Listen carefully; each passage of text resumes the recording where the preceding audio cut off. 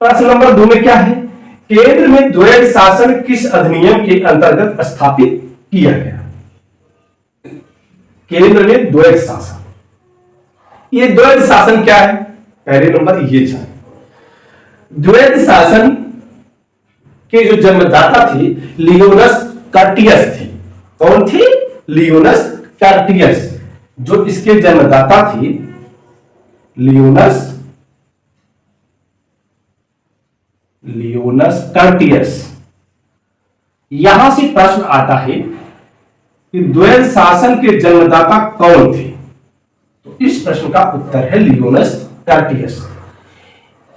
इनकी एक पुस्तक है डायरकी। क्या है? डायरकी।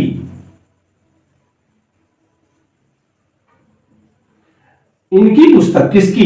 लियोनस कर्टियस की। इनकी पुस्तक है डायरकी। डायरकी में इन्होंने द्वैध शासन के बारे में विस्तार से बताया है। अब समझ गए पहली बात कि द्वैध शासन के जन्मदाता लियोनस कर्टियस थे और इनकी पुस्तक डायरकी थी जिसमें इन्होंने इसका वर्णन किया है। अब हम बात करते हैं द्वैध शासन था क्या। द्वैध शासन उस प्रकार की शासन व्यवस्था थी जिसमें जो शक्तियां थी, जो पावर थी, वो उनका बंटवारा किया गया। बंटवारा कैसे किया गया? उसमें दो पार्ट बनाए गए, एक हस्तांतरित विषय, एक आरक्षित विषय। एक हस्तांतरित विषय, एक आरक्षित विषय। जो आरक्षित विषय होता था वो गवर्नर जो होता था, संबंधित जो गवर्नर होता था, गवर्नर अपनी कार्यकारी जो परिषद होती थी उसकी सलाह के अनुसार कार्य करता था। किन विषयों पर? आरक्षित विषयों पर।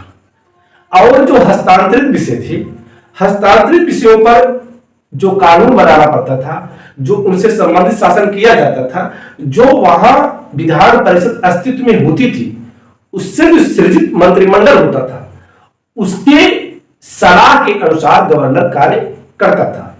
इसको समझ लें, ये बहुत ही महत्वपूर्ण शब्द है द्वैध शासन। यहां जो विषय होते थे, जैसे आप के समय में देखें कि समसूची, राजसूची, समवर्ती सूची, 3 सूचियों में शक्तियों का विभाजन किया गया। तो उस समय 2 भागों में किया गया, एक हस्तांतरित विषय, एक आरक्षित विषय। आरक्षित विषय में गवर्नर अपने कार्यकारी परिषद जो किसी के प्रति कोई उत्तरदायी नहीं होती थी उसकी सलाह के अनुसार कार्य करता था। अधिकांशतः केस में जो आरक्षित विषय होते थे वे बड़े महत्वपूर्ण होते थे और जो हस्तांतरित विषय जिसके प्रति मंत्रिमंडल उत्तरदायी है उसकी सलाह के अनुसार गवर्नर कार्य करता था। तो अब द्वैध शासन के बारे में आप समझ गए। अब यहां प्रश्न आता है कि केंद्र में द्वैध शासन। पहली बार ये याद जान ली कि भारत में सर्वप्रथम द्वैध शासन अगर आया है तो प्रांतों में आया है, केंद्र में बाद में आया है। जो प्रांतों में द्वैध शासन आया वो भारत सरकार अधिनियम 1919 के अंतर्गत आया, ध्यान देना।